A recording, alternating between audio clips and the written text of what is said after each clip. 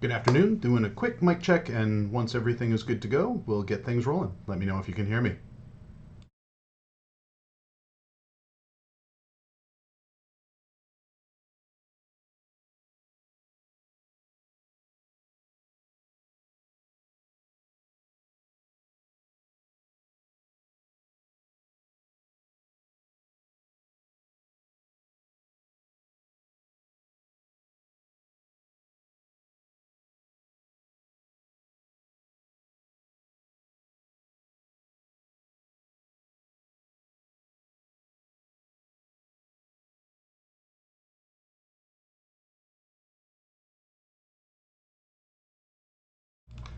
Good afternoon, everyone, and welcome to another casual stroll through Lord of the Rings Online. My name is Matt Elliott. I go by Scenario on the message boards, and I'm a senior world designer working on Lord of the Rings Online.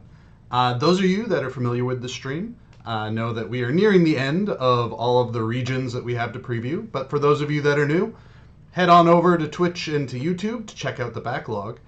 This is a world design focused stream where we are focusing on running through the landscapes of Lord of the Rings Online, talking about them, giving a little bit of behind the scenes, as well as answering questions that you all have about the regions, about what goes into making the world of Middle-earth, making the landscape, the dungeons, just the general experience of it, with a little side dish of things like housing and other world design related things.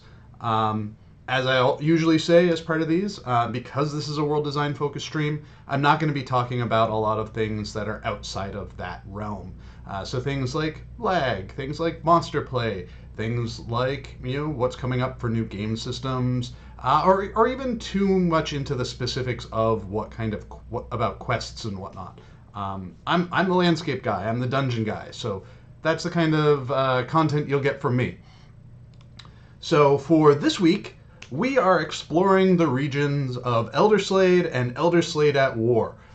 This was introduced as part of the War of Three Peaks expansion pack, kind of the penultimate chapter of the Legacy of Dorne and the Trials of the Dwarves series of epic stories. This takes players all the way up to the entrance to Gundabad. That was one of the interesting things about building this, is we knew Gundabad was going to be next, and we really kind of wanted to leave it with a story cliffhanger, and we really had to make Gundabad something that wasn't accessible in terms of like what was available for players to actually like physically run into. And I think we had a pretty satisfying kind of story cliffhanger for that, and then players just kind of had to wait and see what was going to happen next, which always happens whenever we hit those story payoffs. But yeah. So for those of you that may not have played this region yet, Elderslade is probably, I would say, it's the third part of our Vales of Anduin trilogy, basically. We had the Vales of Anduin, the Wells of Langflood, and then we have up here, Elderslade. The idea kind of being that this region kind of is not, or these regions were not so deeply engrossed in the story of the dwarves as Ered Mithrin was, for example. But there were ties to it and ties to the greater lore of Middle-earth leading up to that. But when we get to Elderslade, we find Elderslade in a state where the dwarves have returned. Durin has started to call the various dwarf kingdoms together to, build an army to retake Gundabad. This update also, I believe, introduced the mission system as well. And I have a bunch of the mission spaces that we'll take a look at as well, provided I get through the space fast enough.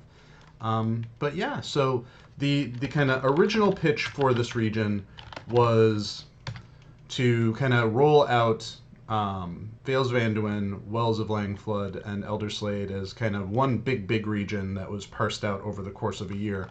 And we changed our schedules a little bit because of just timing and availability of resources and whatnot. But now we are here. I had mentioned that this is the second to last region, and towards the end of the stream, we'll talk about what is the remaining region, and I know several people probably already are jumping in their seats knowing what region that is, and it's a region that I have long put off doing a run through. But yeah, so here we are in Elderslade. One of the things that I really appreciate about Elderslade is, similar to Wells of Langflood, less so in Vales of Anduin, but particularly in Wells of Langflood, is how rugged it is. It is this region that is kind of highlands. I mean, it is almost, if we had to redo the Highmoor from the Trollshaws, I feel like Elderslade is probably more of the kind of direction that we would go. This just has this. It's a much more like rugged and wild kind of feel to it, even though there's a very heavy dwarf architecture presence through all of it. One of the interesting geographic features of this is there are so many small rivers that come through the region, that cut through the region from the mountains and then eventually meet into and form the Anduin. But there are so many of them, and that naturally includes waterfalls as well, that one of the designers that was a fairly new designer at the time, they had come in not too long after we had started working on this, but we had gotten a good amount of work done. And their request was secret hidden waterfall caves within every single waterfall. And there are a lot of waterfalls in this region, and that ended up really not being something that was that valuable for us. So here we are. We're at the northern cliff, basically, between the Wells of Langflood and Elderslade, and you can kind of look down and you can see, where are we?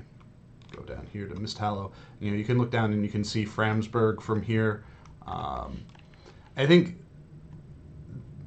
this region and Ironfold have some of the most kind of impressive cliffs we've seen in the game, and I love the cliffs in Ironfold because they do a good job of implying further southeast, and the cliffs here give you just an awesome vantage point to look down into the valleys below, into the Vales of Anduin and to the Wells of Langflood, Misthallow, all of that from here.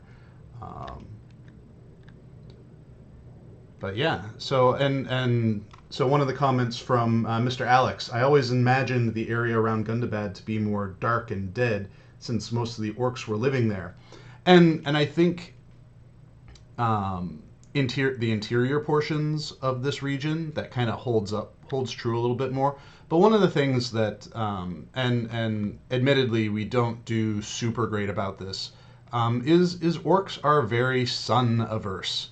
They are very sun shy. They don't like going out in the sun. Trolls in particular don't like it at all.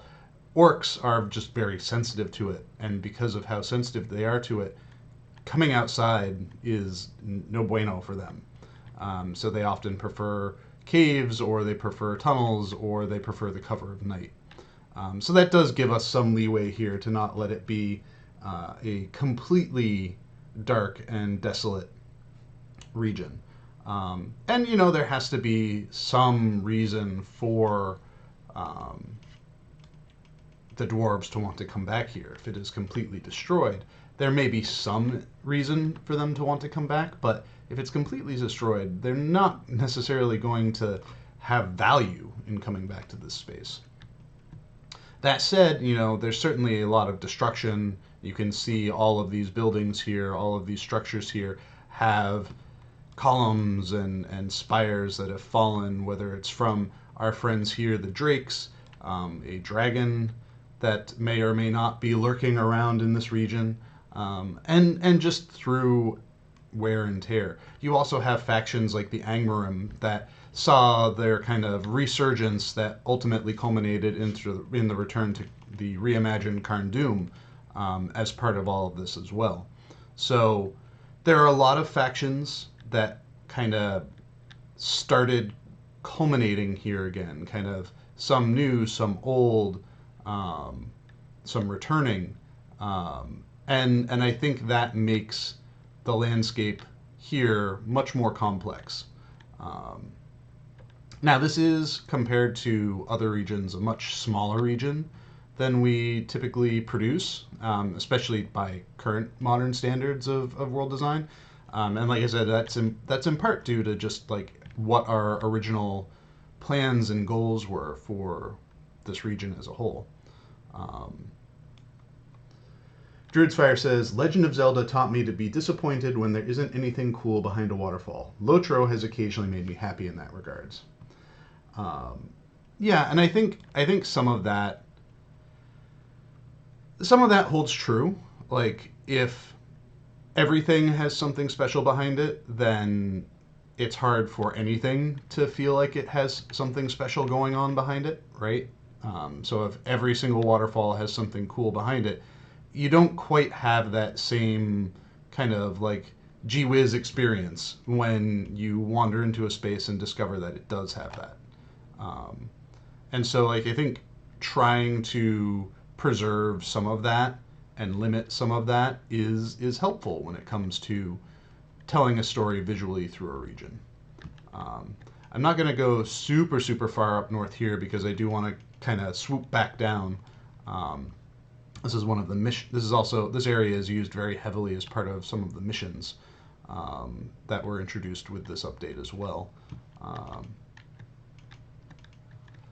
but we make our way around. I do like the atmospheric change as we get higher up. You know, you walk into this area already and you can see the fog on your breath, but um, as you progress further in and you get higher up, we bring in more of the the gray haze, the fog, the snow, just to kind of make it feel like you're even further up in the mountains. Um, we work our way through here. This region too was one where it was like we were telling the story of the amassing of the armies of the dwarves, in addition to culminating the Proto-Rohirrim, the Eothiad stories that were being told through the Vales of Anduin and Wells of Langflood regions. So we kind of had these two big story anchors that worked their way through this region.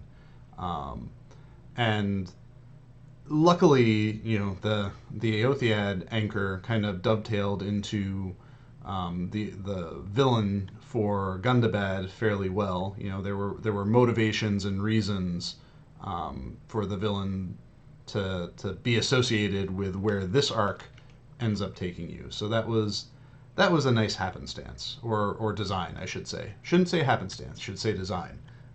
That was intentional. Um, and yeah, we work our way here into Wormsgraft. So we'll go further into Wormsgraft later if I have time for it. But now let's make our way back down. See what we have for comments in here as well. Always happy to answer questions, so if you do have questions, feel free to drop them in chat. I know some people are probably furiously decorating the homes that they've purchased on the new 64-bit worlds, so I'm not going to slate them for that. I know this is an exciting time right now, so... Manadler says, the gorse bushes, the yellow flowers, give a sort of Scottish Highland look to it. Yeah, I mean, I think rugged arboreal region, you always want to have a little pop of color, a little splash of color somehow in these sorts of regions as you're building them, because, without it, you just have a very gray and brown space. And so you need something that kind of pops and livens up the region as you're going through it. Whether that is, in these like small flowering bushes here, or in the creatures themselves where you have kind of some, bright colors coming up on some of the drakes, or even some of these worms too that have a little bit more of a pink hue to them. Just something that casts a different color in the space. That is something that over the years we have experimented with different ways of showcasing that kind of thing. We want to lean very heavily into the color themes of a specific region, but we also don't want those themes to be too oppressive. So we need to find those ways, those tricks to brighten things up.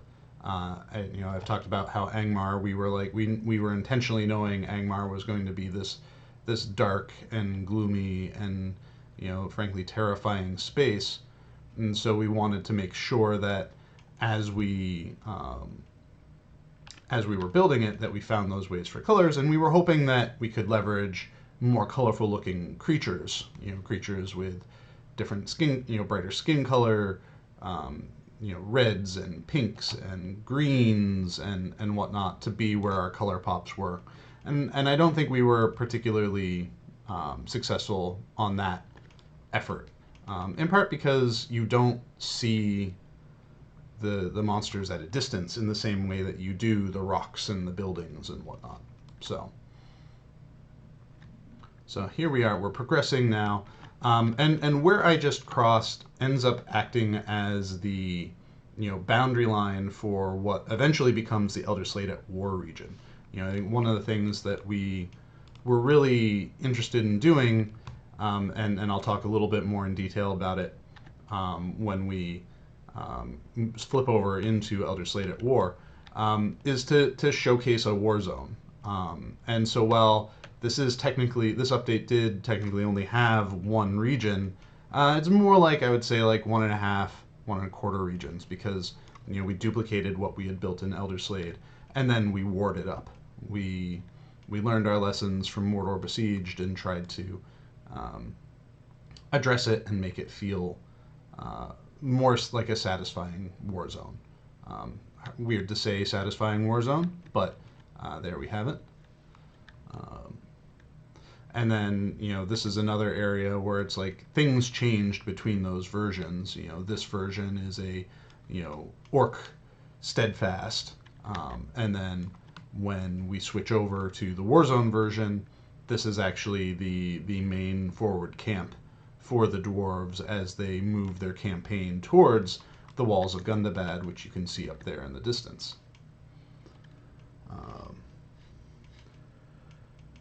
Thanodir says, on a personal level, are you still enjoying being out east for landscape? Do you miss working on the more known western regions? I'm really enjoying working in the eastern portions of the map, particularly in the unknown lands, right, or the lesser known lands, because that gives us a bit more of an opportunity to make our mark in regions that are very heavily detailed in the literature. It can be hard for us to find spots where we can infuse it with our own ideas and creativity and whatnot, because we want to stay true to the lore. When we have a space like Umbar, the Shield Isles, Ikerbon, those regions are very lightly touched at least as far as the source materials that we have available to us.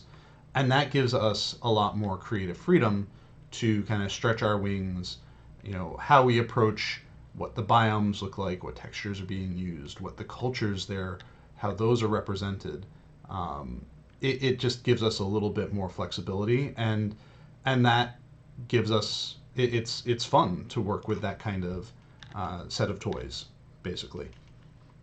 I think there are certainly times where you just want to sit down and you just want to build like a brie, and that is like an easy comfort food kind of region to make from a world building perspective. It is a classic European fantasy style space, and so building it for us is very second nature.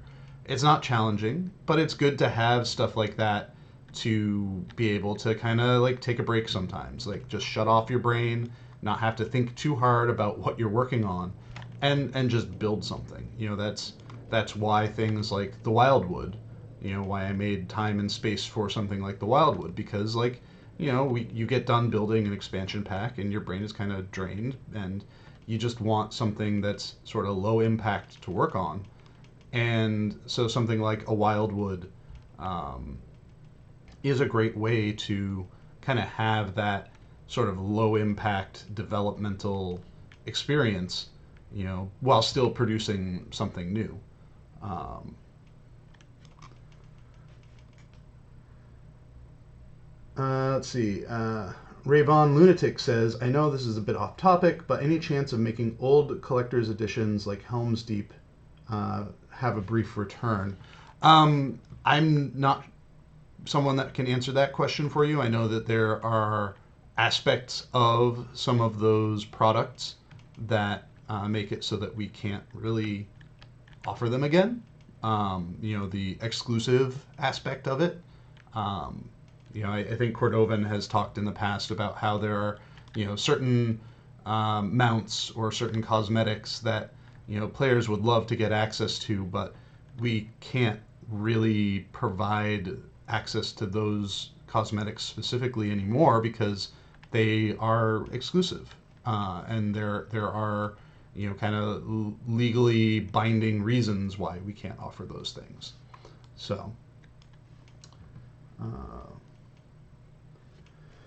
Mr. Alex asks, speaking of East, how would you imagine Rune? More like Persia, maybe like Chinese, or something completely different? I would say we will cross that bridge when we get to it. My brain is not in Rune mode currently, and I would need to, one, I would defer to whatever results come out of our research. If there's anything that indicates one thing or another for any region, regardless of whether it's a place that we've extensively worked in before or it's something that is, supremely brand new, we always lean into our research first and foremost. And something like Rune is something that we would lean heavily into our research first and foremost, and then from there put our own embellishments on top of it. What we think it should look like beyond what is available to us from the source materials. And like I've said before, even though we only have access to what is in The Hobbit and The Lord of the Rings and their associated appendices, those are the only materials that we have specific access to when it comes to referencing in our content. We do pay attention to what is in all of the materials, what you find in, oh, he just kind of fell right out of the sky.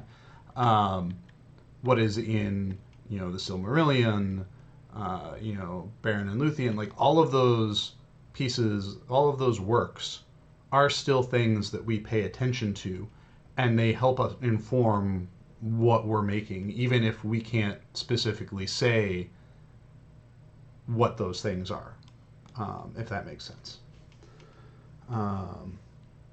Druid's Fire says, I appreciate when you do legally distinct recolors, redesigns of things to give something similar to some of those were, like the Isengard Dispeller outfits. And yeah, and that's where the wiggle room remains, but the original old school exclusive stuff probably has to remain pretty original old school exclusive.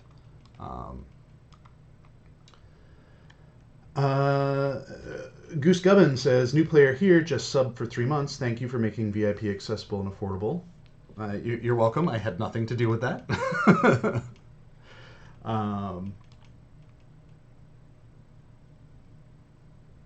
So yeah, the way this region ended up being broken up amongst our world designers was very similar to how we used to build regions in the past. In part because this is a smaller region, we wanted to be all hands working on it. It's like a 1.5 regions worth of work. So the way we did this is we kind of split it up over chunks. One designer was like, okay, this river, you get everything to the east of it. Then you get everything in the middle, and then you get everything to the west of it. And that's how we divvied it up. One of the challenges working in this particular region, though, is because it's such a smaller space that we often had to be very cautious about where we were working so that we were not unintentionally stepping on each other's toes. oops, you worked on this file, but this file also covers this part of the landscape that you're working on. And so we had to like kind of better negotiate who was working on what when, which is very reminiscent of how we worked in the, you know, the Shadows of Angmar regions, where, you know, one person would be working in the northern part of Midgewater. That was what their assigned area was, and then another person would be working in the, you know, Chetwood, you know, south of Archet, and those areas are so close to each other, so we had to be very careful. But okay, I can do this kind of work on this day, and you do that kind of work that day, to make sure that we weren't disrupting each other while we were working on it. Thank you, Lost Shire Hobbit, for reminding me to take a drink. Ginger ale, here it goes.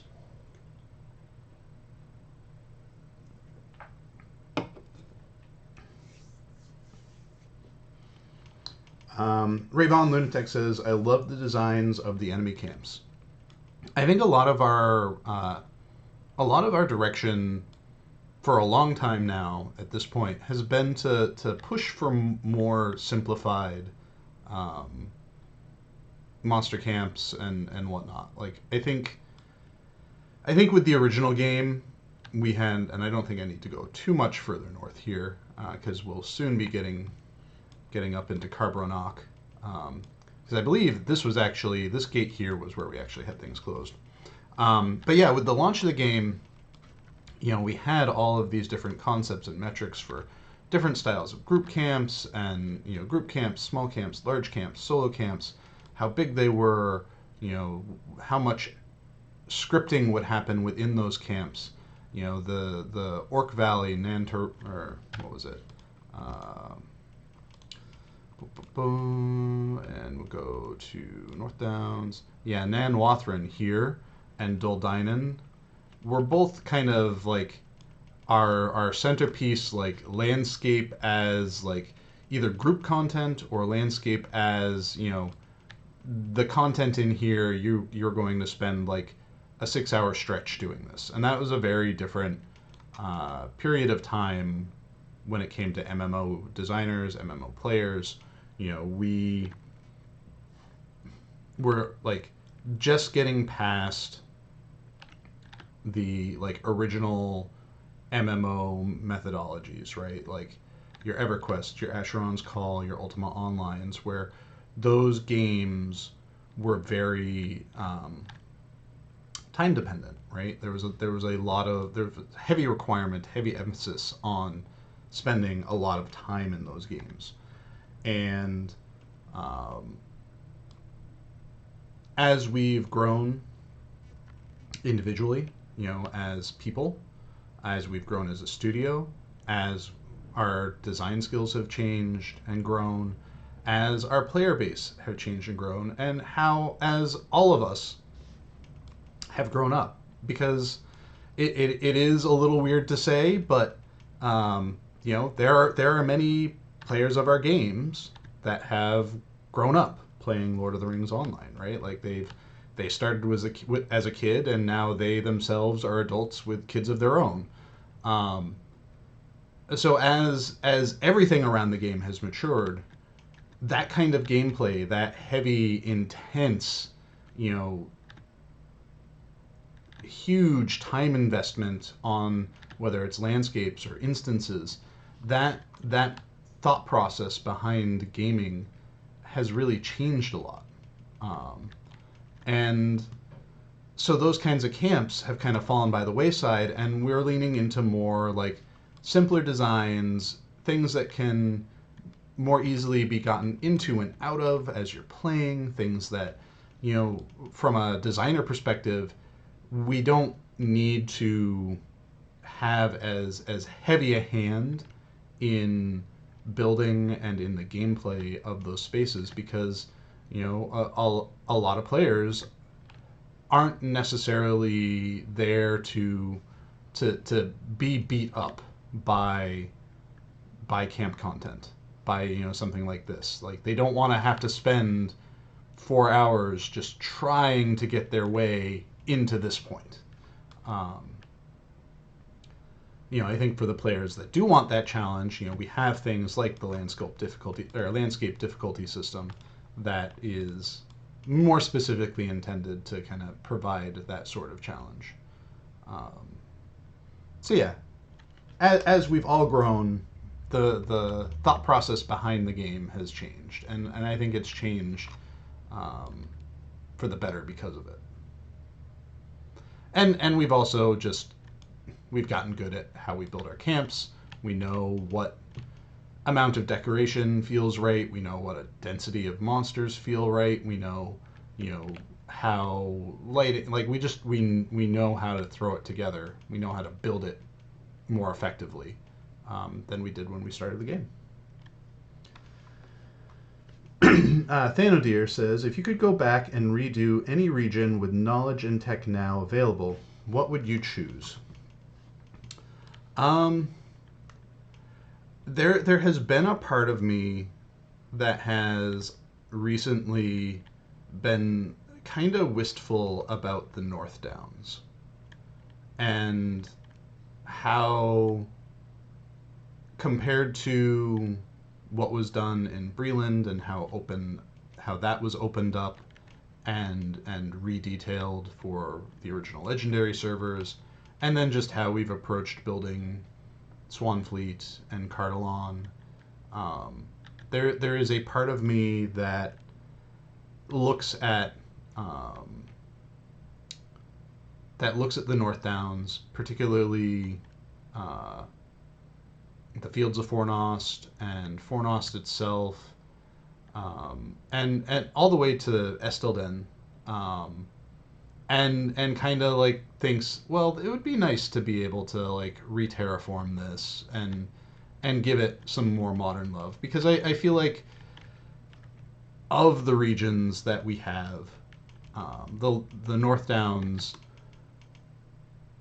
doesn't quite feel like it hits the character that the content of the North Downs says it does, right? Like, you know, I think the way we set up the North Downs story wise, wants it to be like the breadbasket of Breland, right? Like it wants it to be, you know, farmlands under threat from the orcs.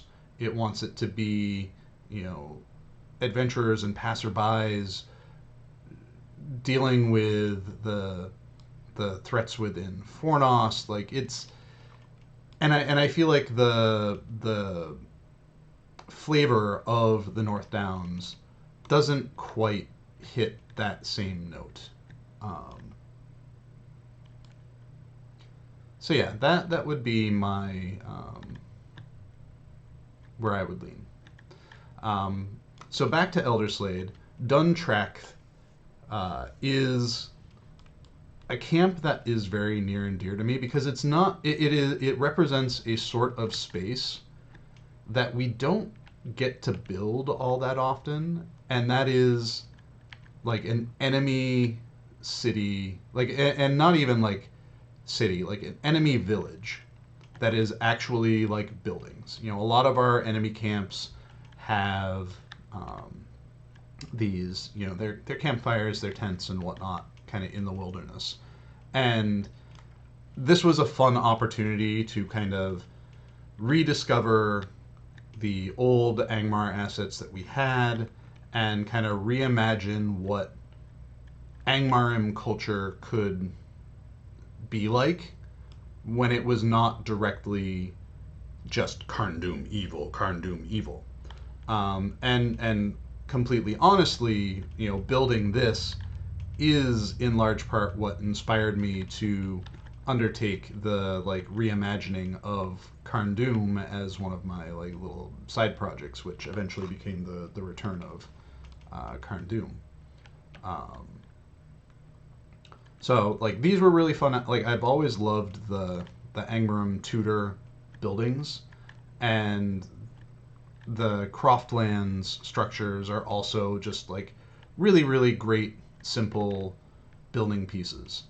And so combining them with the Angmarim walls and whatnot, I felt like there was a really strong visual language out of this that could then further be employed elsewhere. And to be fair too, like this inspired a lot of my work in Omphalos, in the towns of Omphalos as well.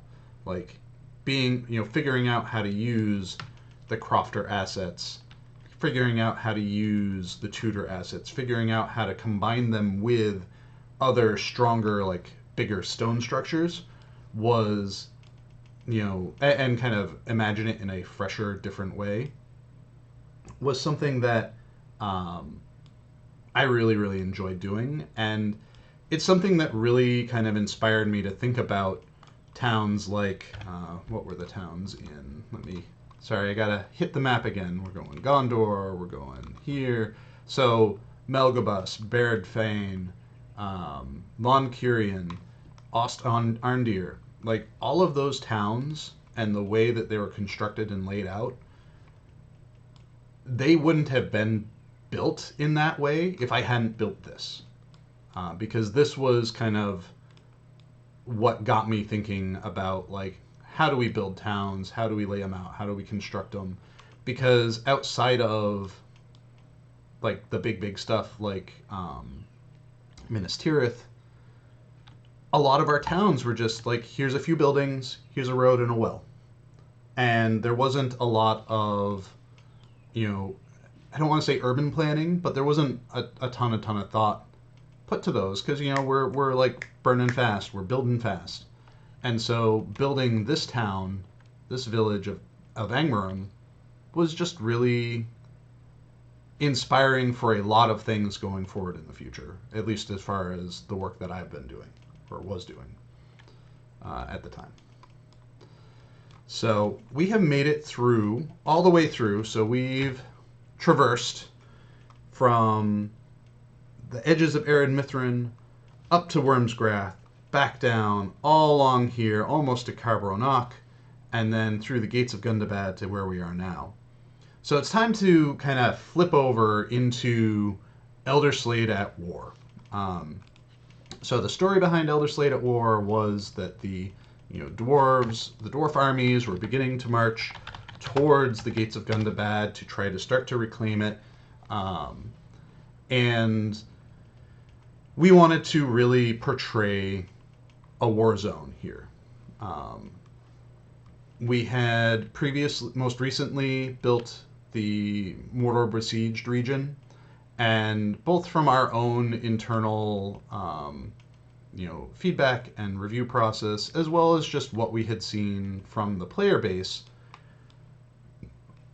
in general, the feedback was kind of, well, this doesn't feel like a war is happening here, kind of thing. So with this region, we really wanted to hit home the idea that it's under attack, it's under siege, there's a war happening. It is a much smaller portion of Elderslade, and you can see where I am here on the map. This portion was previously explorable, but now we're very much more restricted to, it's really just the main valley up to the gates of Gundabad. But we tried to make sure that we were showing the state of war on the region more so than what we had done with Mordor Besieged. Mordor Besieged, it didn't feel like it was a siege happening for the fate of Middle-earth. So we really wanted to make sure that between the version of Elderslade that players had been doing their normal content in, up through to when the actual conflict happens, which is where we're at now with the War of Three Peaks, Elderslade at War region. We wanted to make sure that the change between the versions was very, very substantial. So you have, what we were looking at back there were these like flaming boulders that had wrecked the roads and blocked access further to the east. You have these trenches here where the dwarves have kind of dug in and refortified areas to make it more difficult for opposing armies to come through. You have these battlefields that are, just corpses, dwarves and orcs strewn about. Continuing, kind of our experimentation with scene files. Like normally, in the past we would have hand placed all of these ourselves, but we're leveraging our scene file system instead to kind of build these little vignettes, so that we're not feeling like we're just exhausted by placing corpse after corpse after corpse and rotating it this way and rotating it that way. The change here, we wanted to have it feel like something different was happening. All of the POIs that you are familiar with in these areas have a difference to them. You have these like clouds of miasma that just randomly spawn in different parts of the landscape to kind of force you to kind of change how you're moving around the region. You have random hill beasts just chilling out up on walls. So the idea here was to make it feel different but familiar. Have things like these skirmishes happening, and you'll often see dwarf NPCs out fighting the normal things on the landscape. I'm just going to let them sort that out themselves.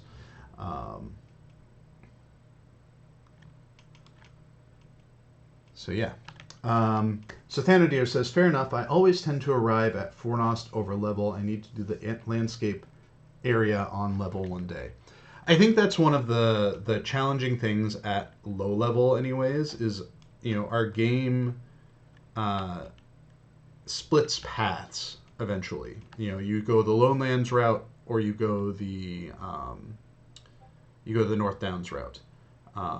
And because of that path split, whatever path you don't take, you're of course going to be over leveled for when it comes time for you to participate in that content, or you get around to doing the vectors that would take you to that content.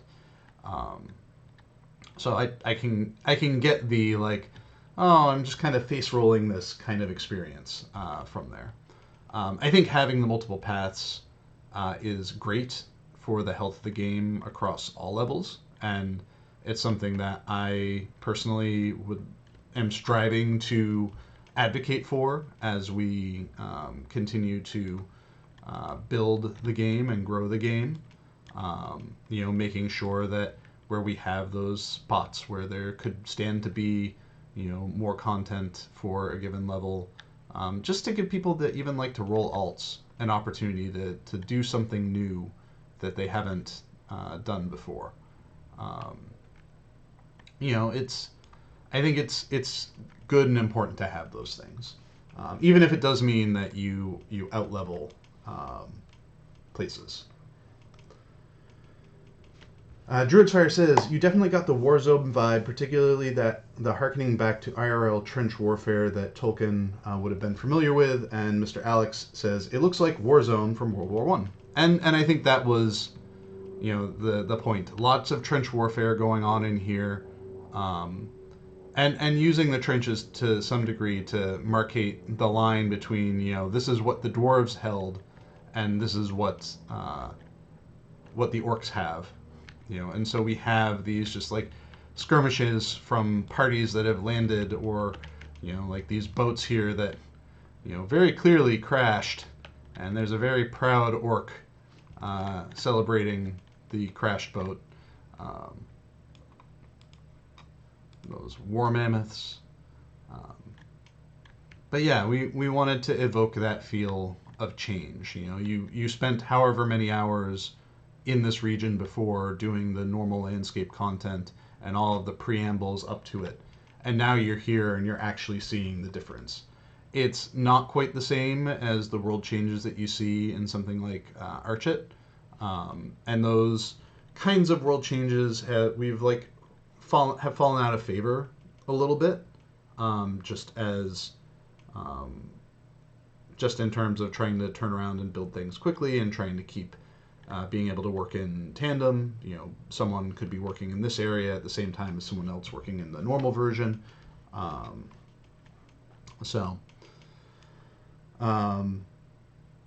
Thanadir says, I like Pass. I just struggle to stray from the zones the epic story takes me to. And that's completely fair, too. I think, too, we are very generous with experience points in the game. And it can make it very easy to out-level quickly, especially if you are VIP or you have any of the pre-order perks and whatnot. Super, super, super easy to out-level a space with all of that stuff going on. Mr. Alex says it would be nice if War Elderslade had fellowship quests and maybe some raid bosses. Yeah, I think the challenge is it being a part of normal content.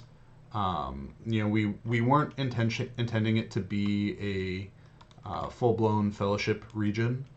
Certainly might get a little bit tougher, but not really intending it to be a fellowship space. So I think this just about covers our trip through Elderslade at War. So now we can start getting... Oh, even the orcs have their own little trenches. So now we can start going through some of the dungeon spaces that are introduced here. And boy, are there lots of little interiors in this region. So we'll start probably with the primary interior. This is Anarkufu. Sorry, Curfew. This is the main hub for the region. It kind of acts as your, catch-all for everything. If you need it as a normal town services hub, you've got it down here. And then you head on upstairs, and this is where the action is when it comes to the mission content and preparing for war. I think many people that have done this content are very, very familiar with this room. I was particularly happy with this Gundabad-ish relief in the wall here to kind of exhibit things. And then we've got the war table here too, which these are always fun to see as just like mock-ups to have in a space, especially since this one has a little bit of the relief to it. As part of this content too, I had mentioned we were telling the story of the Ithuda. And so in the lead up to that, this takes us here to the Ill-Fated Feast, which is a story space that tells a little bit more story of the Ithuda, the people that would become the Rohirrim, and the characters associated with that, as well as some special guests that are known by different names. Since it is apparent that there are a few people that haven't gotten to this content yet, I'm going to try to be a little bit more tactful in spoilers. I really like the look of this interior. It kind of makes me want to build some more stuff in this style. And honestly, looking at this, it's these sorts of things where you see these sorts of things and you're like, oh, well, why couldn't this look like that too? So when we were talking about things like Fornost and whatnot, it might be nice to have Fornost have a little bit more of a... I don't know that humble is the right word, but certainly a less grand look to it, right? Because we have a Numenos right nearby, and I always feel like Fornost wants to be kind of like the cozy castle compared to a Numenos's grand capital city castle.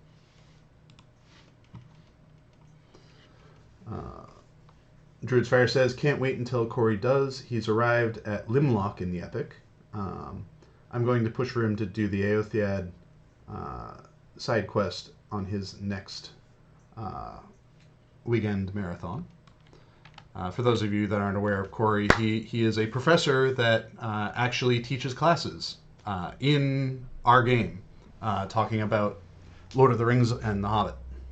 And he's been slowly taking his class through those narratives through our game, which is a really, really, really cool and interesting experience. And it's really awesome to have built something that can serve those kinds of purposes as well. We also have things like Weatherstock, the concerts that are player-driven events that happen on Weathertop. So it is, I've said it before, but it really is nice that, our community has that kind of reach and interest in doing those sorts of things on their own. We have our Bat Cave. This was on the, this cave here is in the island that's in the middle of the big lake, in front of Gundabad, the entrance to Gundabad. We have here, which I'm just now realizing is all sorts of glowy and whatnot, and it is not intentionally all sorts of glowy. I think what happened here is at some point when I had first built this, we had set up the look and feel of the space, and then I had put a wrong piece of data into these appearances, and then we added the new glowy appearance, and because I had the wrong data in, it now just takes the new glowy appearance, which I'm not necessarily opposed to, and it is kind of a nice teaser. Oh, hey, buddy. That's right. Forgot you were in here.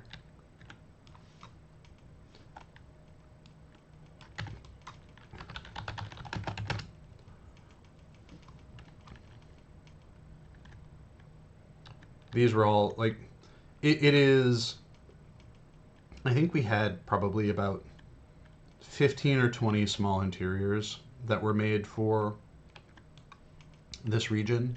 A few of them were like at-war versions, so there's an at-war version of this, there's an at-war version of a ward cave, those sorts of things. But there were a lot of like little spaces that were made for this that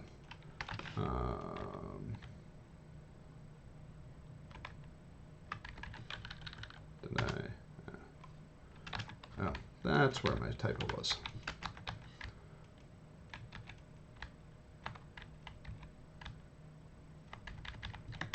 There we go.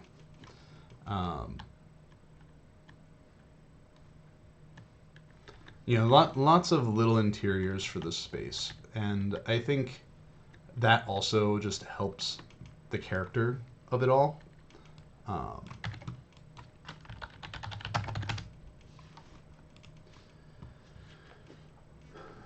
Let's see. Mr. Alex says, come on now, scenario, show us any hint of upcoming regions. There will be a time and a place for upcoming region hints. That time and that place is not in the immediate future. Rest assured that we will do previews of all of the work that's coming out for the expansion packs, or rather the expansion pack later this year. And I know there is a certain space coming up for a certain portion of some certain islands that people have been noticing and are excited about, as well as a certain housing neighborhood that people are aware of and excited about. And all of those things will also get their own previews when it is time to preview those things.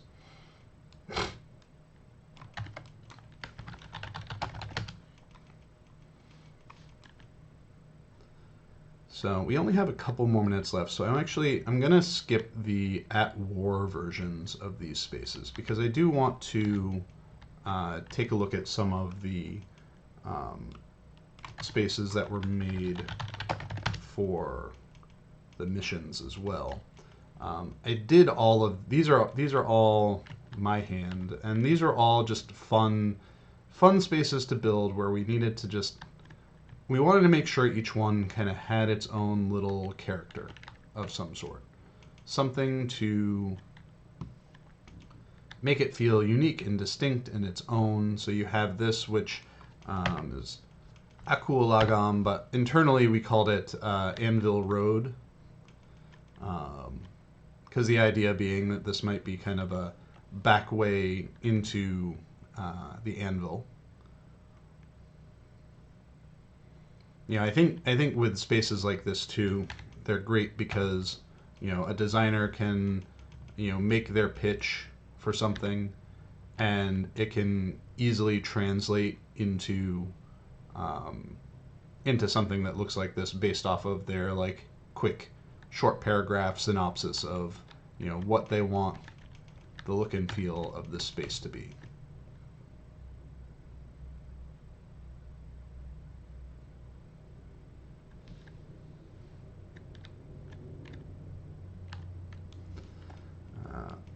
And then we've got a bunch of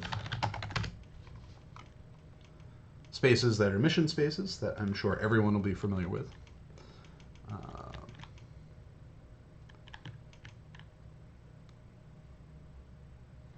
I like the feel of these spaces and how like cluttered they can feel just as you're moving around in them. Busy, but not so busy that they are too confusing, but hopefully simple enough that the map can easily show you where you need to go and what you need to do. I think with these spaces too, we experimented a little bit with different kinds of lighting and different ways of kind of building modularly.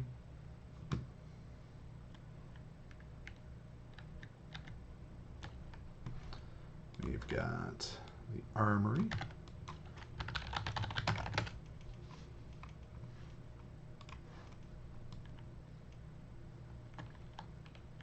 I think too, with working with, how I was talking about with the Angmarum stuff and working with those assets and figuring out new ways to develop them, to use them, to create visual language. All of the dwarf stuff, both like in this and in Gundabad itself, that was also a huge amount of, and I mean, to be fair too, starting with what we were doing in Arid Mithrin, was experimenting with the dwarf assets and trying to use them in ways that really didn't, we really hadn't used them before. Not just, oh, we're gonna put this down and rotate it certain ways, but thinking about like, oh, well, if I rotate it 90 degrees this way and 90 degrees that way, then this asset kind of stops being just a column, but now it can be a strut, it can be a support.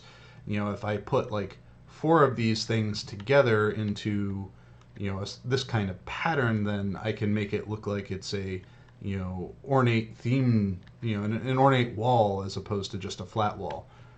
So there was a lot of that kind of experimentation happening with these assets as we were working on them too, because we we try to do as much as we can with existing assets, but that also means that if we don't experiment with how we're using those assets, then that usage can run stagnant a little, right? It can feel samey. So we want to try to find new ways to use what we're using, what we have, to build something, like different and interesting. And I think this is the one. This dungeon too ends in kind of a similar thing where it's like, oh, here are these different assets, and I just combine them together, and now we have this very distinct look. So you have everyone knows Mustache Falls from Moria, so we have this giant dwarf head relief. But now it's like, okay, well, let's take these fence pieces and jam them in and then stick a couple of campfires up here. And now we have this kind of like goblin corrupted dwarf structure that, we didn't necessarily need new assets for, but it's something that, when we started playing around with it, we're like, oh, well, hey, that is cool. Mr. Alex says, missions in Elderslades are unique, and they're taking place all across the northern regions, and they're changing each day.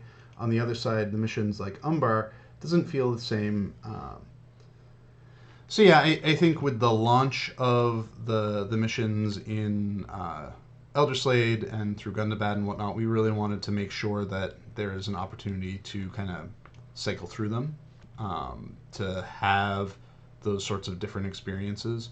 I think with Umbar, I can't speak specifically to the design direction. I thought there was supposed to be some cycling through in some of them to kind of keep gameplay compelling. You want to come back over and over again.